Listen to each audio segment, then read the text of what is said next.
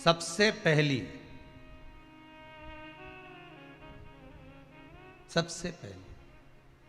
हरताली का पूजन, भगवान शिव की आराधना किसने करी थी? माता पार्वती। और पार्वती जी ने किससे पूछी थी? पार्वती जी को किसने बताया था कि तुम ये पूजन करना, तुम ये स्मरण करना? हस्त नक्षत्र आए तब आप शंकर भगवान के शिवलिंग का निर्माण करना, पूजन करना, अर्चना करना, ये किसने बताया, किससे पूछा था? कौन बताएगा इसे? तो कहा जब माता पार्वती का उमा रूप में दर्शन हुआ, जब माता पार्वती उमा बनकर प्रकट हुई, तब भगवान महेश के पास में बैठकर पार्वती जी ने एक प्रश्न किया था।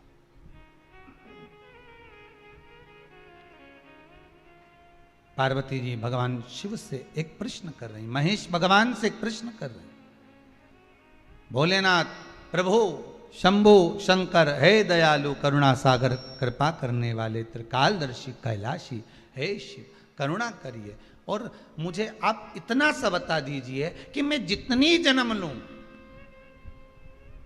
मैं इस मृत्यु लोक में जितनी बार आऊं, मैं इस भूमि पर जितनी बार जन्म लूं, अवतरण हो मेरा, जन्म हो मेरा, मैं जितनी बार प्रकट हूं इस पृथ्वी पर, आप मेरे पति बनकर मुझे मिले, उसके लिए मैं क्या कर सकती हूं?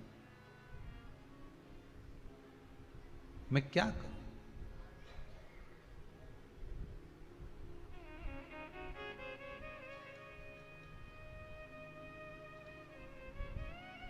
मैं कैसे आपको प्राप्त कर सकती हूं? अब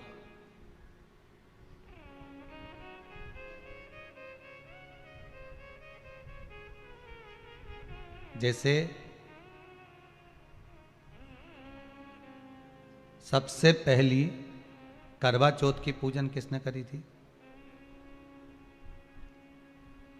बोलते जाओ जरा जल्दी। कोई आपसे प्रश्न कर लेगा कि आप हर साल करवा चौथ का पूजन करती हो, चलनी में मुंडा भी देखो है, चलनी में मुख भी देखती हो, दिया भी लगाती हो, करवा भी भरते हो, पूजन भी करते हो। तो सबसे पहली करवा चौथ की पूजन करी किसने थी? तो शास्त्र कहता है सबसे पहली करवा चौथ की पूजन माता द्रौपदी ने करी थी। किसने करवाई थी? तो कहा भगवान कृष्ण ने करवाई थी। क्यों करवाई थी? तो कहा अर्जुन द्रौपदी को छोड़कर नीलगिरी पर्वत पर तप करने चले गए थे।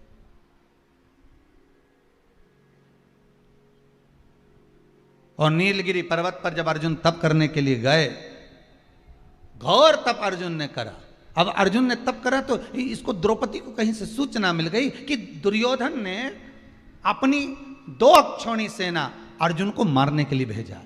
अब व्यक्ति अगर नेत्र बंद करके बैठा है, साधना में बैठा हुआ है, तप में बैठा हुआ है, अपनी भक्ति में बैठा हुआ है, और कोई आया पीछे से और उसने वार कर दिया तो किसको मालूम पड़ेगा? कौन जानेगा? अब अर्जुन अगर तप साधना में बैठे हुए हैं और द्रौपदी का पति अर्जुन अगर तप साधना में बैठा और पीछे से अगर दुर्योधन आक्रमण कर रहा है 2 अक्षौणी सेना के साथ, तो कौन जान सकता? तब भगवान कृष्ण दौड़ कर गए द्रौपदी के पास में। द्रौपदी द्रौपदी द्रौपदी ने ठाकुर जी के चरण पकड़ लिए, तुरंत हाथ जोड़कर बोली प्रभु क्या बात है, आप बताओ क्या हो गया? भगवान बोलने लगे द्रौपदी तुझे कुछ मालूम है? द्रौपदी बोली नहीं प्रभु, क्या हो गया बताइए आप मुझे, तुझे मालूम नहीं? दुर्योधन ने 2 अक्षौणी सेना अर्जुन को मारने के लिए नीलगिरी पर्वत पर भेजी। नीलगिरी पर्वत पर, हाँ, तो वहां तो अर्जुन तप करने गए हैं, साधना करने के लिए गए हैं, वहां तो अर्जुन भगवान की भक्ति को धारण करने के लिए गए। तो द्रौपदी ने कहा अर्जुन अगर भगवान की भक्ति को धारण करने के लिए गए हैं और दुर्योधन ने अगर सेना भेज भी दी है, तो क्या मेरे पति की रक्षा वो परमात्मा नहीं करेगा जिसका वो स्मरण कर रहा है, जिसका वो पूजन कर रहे हैं, जिसकी वो भक्ति को धारण कर रहा है? भगवान मन में सोचे वो गया तप कर रहा है, उसी चक्कर में तुम्हें तेरे पास आया, भगवान ही आया है ना दौड़ के, दूसरा कोई तो नहीं आया ना। मार्ग दिखाने वाला कौन होता है? परमात्मा। मार्ग बताने वाला कौन होता है? परमात्मा होता है। एक बार तुलसीदास जी एक पद लिख दिए, सिया राममय सब जग जानी, करो प्रणाम जोर जुग पानी।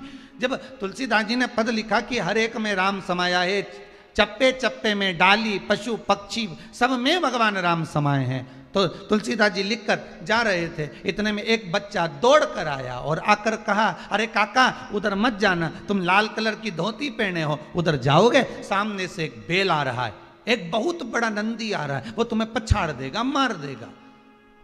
इतने में तुलसीदास जी ने कहा, तुझे मालूम नहीं बेटा, मैंने अभी चौपाई लिखी है, सिया राममय सब जग जानी। अभी मैंने चौपाई लिखी, सब में राम है, तो बेल में भी तो राम होगा, नंदी में भी तो राम होगा, वो मुझे नहीं मारेगा। तुलसीदास जी आगे बढ़े, बेल ने सींग से उठाया, तुलसीदास को पटक दिया।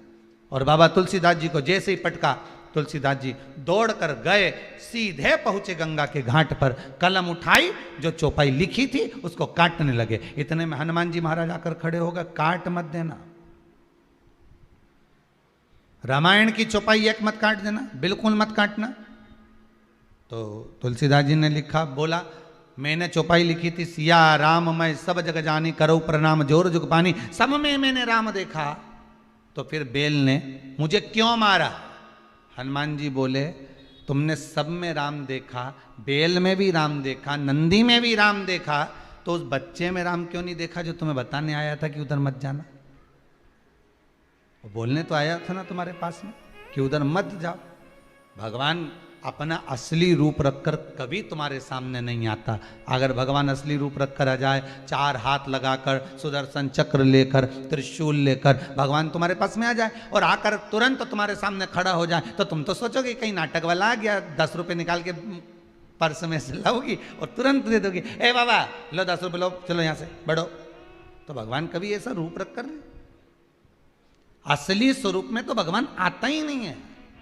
भगवान तो आपका कोई अपना बनकर, कोई रिश्तेदार बनकर, जब तुम्हारा कोई काम अटका हुआ है और वो काम तुम्हारा तुरंत हो गया, किसी के माध्यम से हो गया, तो उसको धन्यवाद देना परमात्मा को कि तू रूप रखकर आ गया, तूने स्वरूप बदल लिया, आज कार्य को सफल कर।